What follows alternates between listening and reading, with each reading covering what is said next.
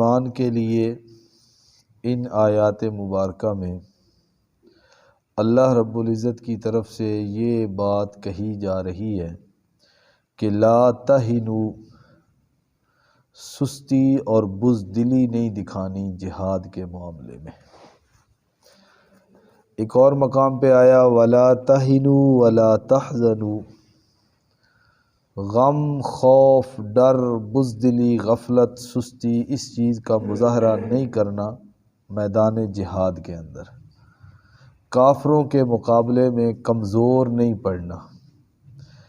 ایک مقام پہ آیا لا تنازعوا فتفشلوا وتذهب ريحكم واصبروا، جہاد اور قتال کے موقع پہ اور ویسے بھی لا تنازعوا، آپس کے اندر جھگڑا نہیں کرنا، اختلاف، جھگڑا، منازعات نہیں کرنی۔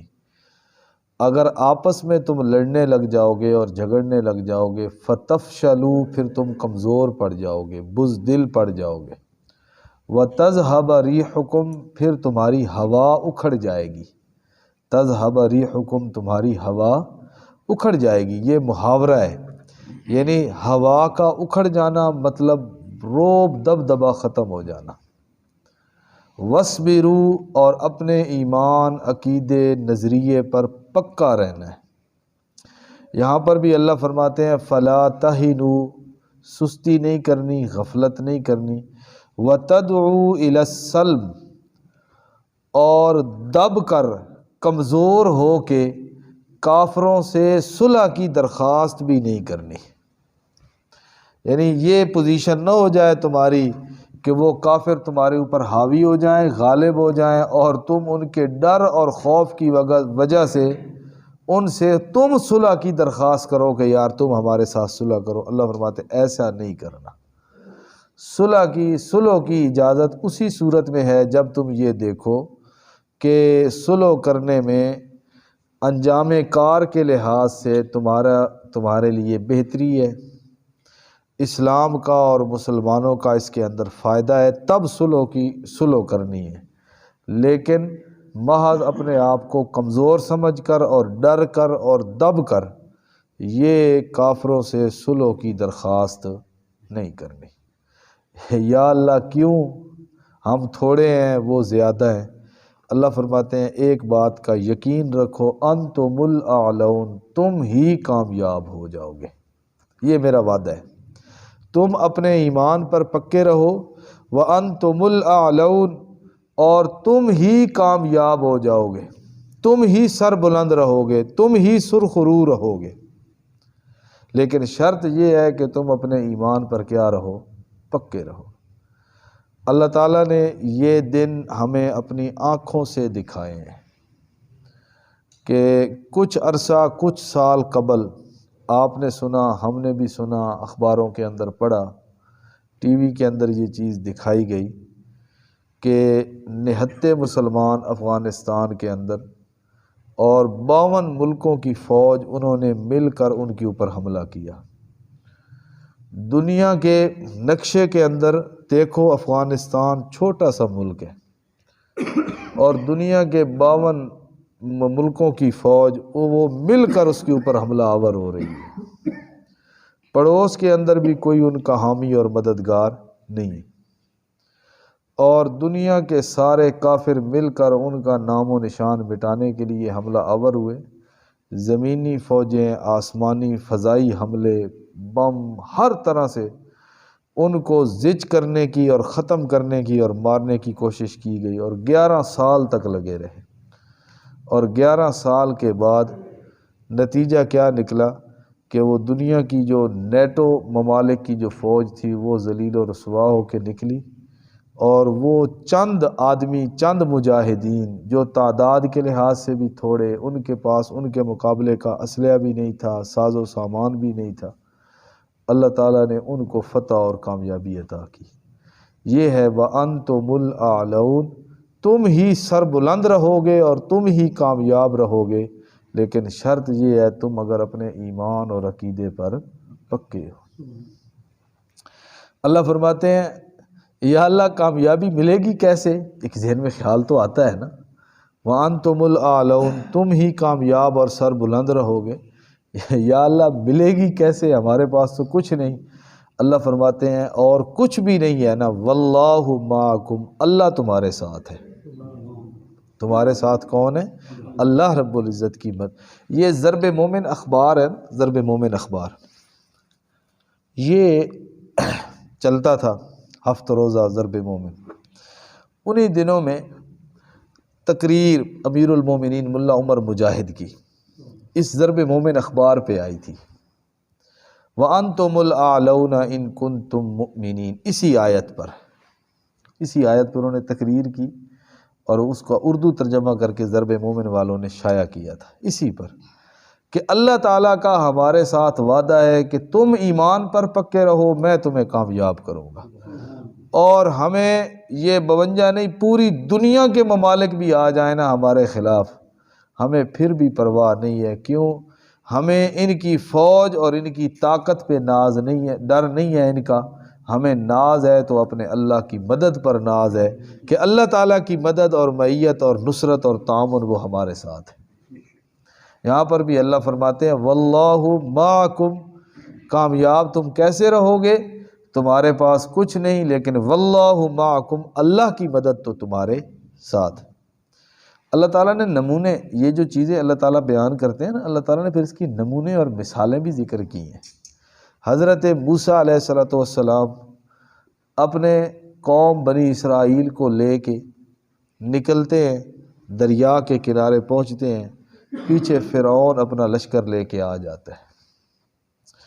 اب آگے دریا ہے، دریا کے اوپر کوئی پل، کوئی راستہ نہیں ہے، کوئی کشتی، کوئی جہاز نہیں کھڑا، سامنے دریا کی بڑی بڑی موجیں کہ جس کے اندر بندہ جائے تو سامنے سیدھی موت ہے، نہ پیچھے دائیں بائیں کہیں بھاگنے کا کوئی راستہ نہیں ہے، پیچھے بھی موت ہے، آگے بھی موت، پیچھے بھی موت۔ اور قوم کہنے لگی انا لمدرکون، آج پھنس گئے، آج پکڑے گئے۔ تو جس شخصیت کا ایمان کامل اور یقین کامل تھا نا اللہ پر، تو اس نے قوم کو جواب دیتے ہوئے کہا کلا نہیں، ہم نہیں پکڑے گئے، آج پکڑے وہ جائیں گے جو رب کو للکارتے ہوئے اور بغاوت کرتے ہوئے آ رہے ہیں۔ ہم کیسے نہیں پکڑے گئے؟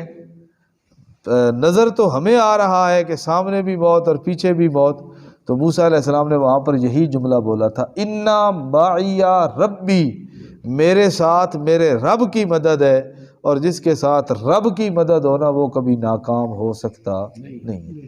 میرے ساتھ میرے رب کی مدد ہے، سیہدین، وہ میری رہنمائی کرے گا، وہ مجھے یہاں سے نکال لے گا۔ سارے حیران تھے یہاں سے کیسے نکالے گا؟ اللہ رب العزت نے کہا ذرا اپنی لاٹھی مارو نا اسی کے اوپر، پانی کے اوپر۔ یہ وہی لاٹھی ہے جو پتھر پہ لگتی ہے تو پانی نکلنا شروع ہو جاتا ہے، اور پانی پہ لگتی ہے تو پانی خشک ہو کے راستے بنا دیتا ہے۔ راستے بن گئے۔ حضرت موسیٰ علیہ السلام وہاں سے گزر گئے، فرعون وہاں پہ پہنچتا ہے، اس کو راستے بنے ہوئے نظر آتے ہیں، وہ خوش ہو کے داخل ہوتا ہے۔ وہی راستہ جس راستے سے موسیٰ علیہ السلام اور آپ کی قوم بآسانی بحفاظت گزر کے چلے گئے، انہی راستوں پہ جب فرعون کی فوج پہنچتی ہے، اللہ پانی کو حکم دیتا ہے کہ اب تو چل۔ بلکہ قرآن مجید میں آتی ہے یہ بات کہ حضرت موسیٰ علیہ السلام کے جب سارے ساتھی وہاں سے نکل گئے نا، وہ دریا پار کر کے، تو موسیٰ علیہ السلام کے ذہن میں خیال آیا کہ اب میں پھر لاٹھی ماروں، دوبارہ لاٹھی ماروں تاکہ یہ پانی چل پڑے۔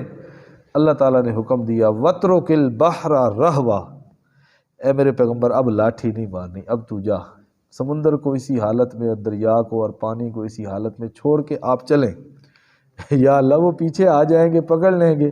اللہ نے فرمایا انہم جند مغرقون، آج میں نے ان کے لیے پھندہ تیار کیا ہے، آج میں نے اپنی تدبیر کی ہوئی ہے، وہ آئیں گے اسی راستوں پہ، لیکن راستوں کو ختم کر کے تم تک نہیں پہنچیں گے، یہیں وہ سارا لشکر غرق ہو جائے گا۔ اور ہوا بھی اسی طرح، جس کے ساتھ رب کی مدد تھی وہ کامیاب ہو گئے، اور جو رب کو بغاوت کرتے ہوئے اور رب کو للکارتے ہوئے آ رہے تھے وہ ان موسیٰ علیہ السلام اور آپ کے کمزور ساتھیوں کی آنکھوں کے سامنے غوطے کھا رہے ہیں اور مر رہے ہیں۔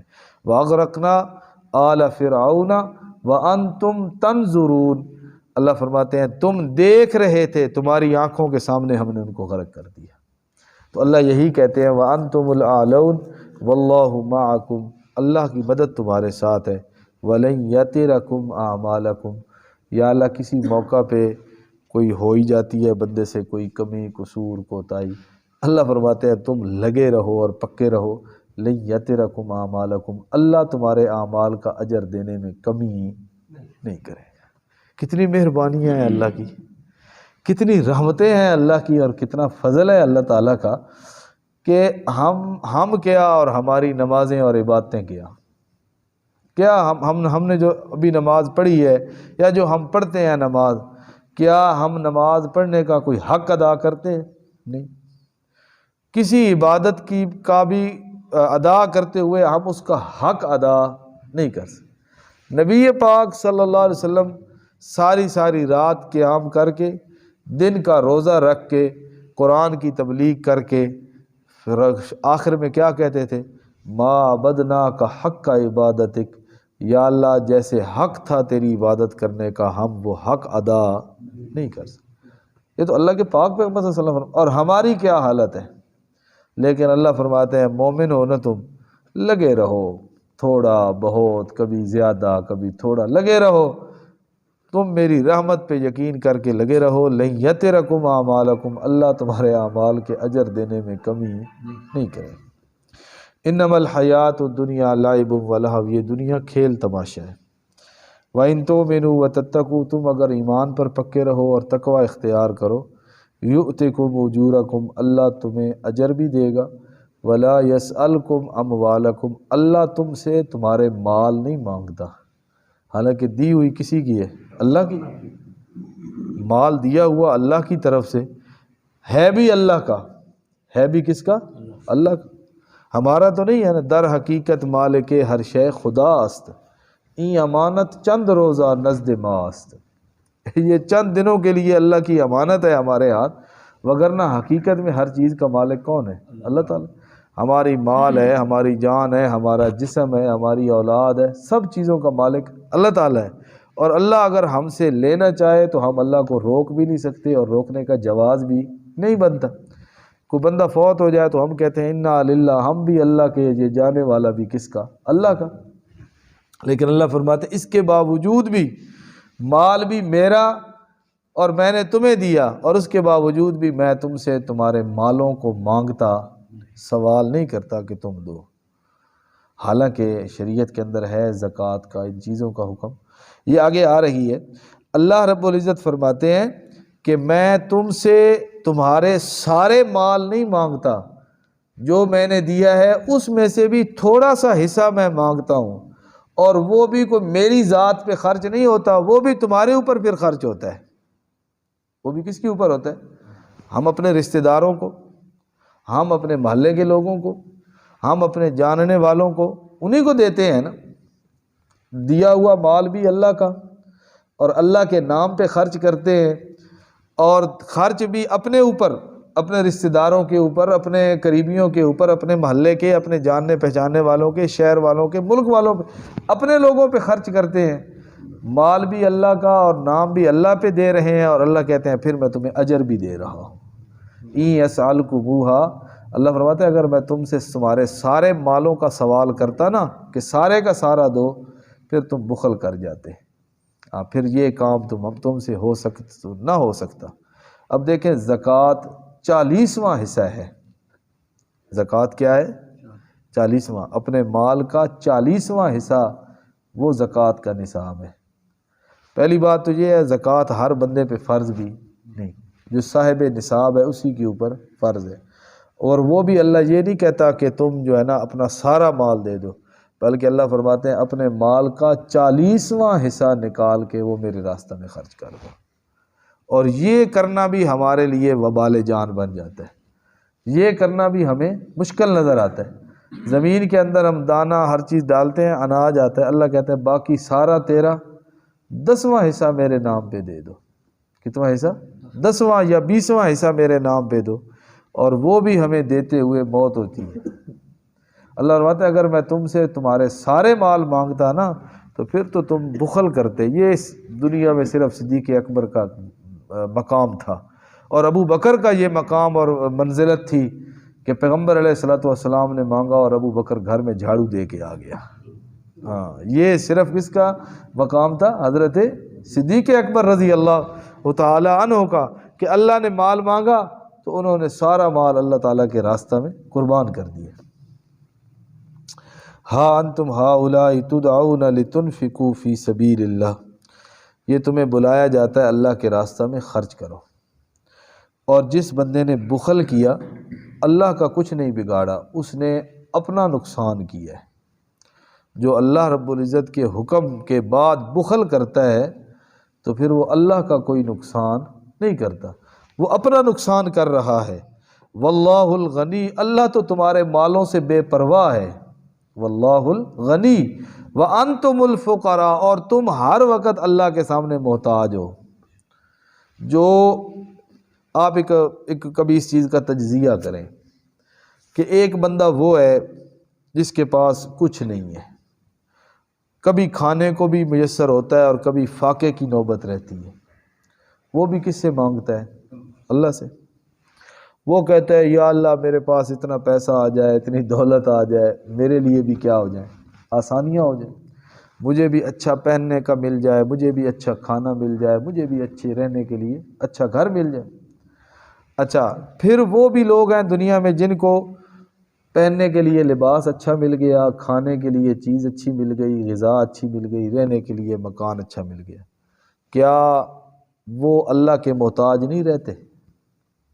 کیا اب وہ بے پرواہ ہو گئے ہیں؟ اب ان کو اللہ سے کسی چیز کی مانگنے کی ضرورت نہیں ہے، بلکہ جن کے پاس ہے وہ ان تنگ دستوں سے زیادہ اللہ سے مانگتے ہیں۔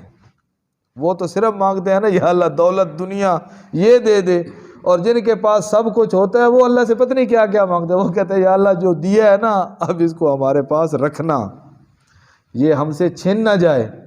یعنی کسی حالت کے اندر بھی بندہ اس نوبت پہ نہیں پہنچتا کہ بندہ کہے اب مجھے اللہ کی ضرورت نہیں ہے، مجھے اب اللہ سے مانگنے کی ضرورت نہیں ہے، اب میں جو ہے نا اللہ کے در کا بھکاری نہیں رہا، اب مجھے اللہ تعالیٰ کے سامنے جھولی پھیلانے کی ضرورت نہیں ہے، اب میرے پاس سب کچھ ہے۔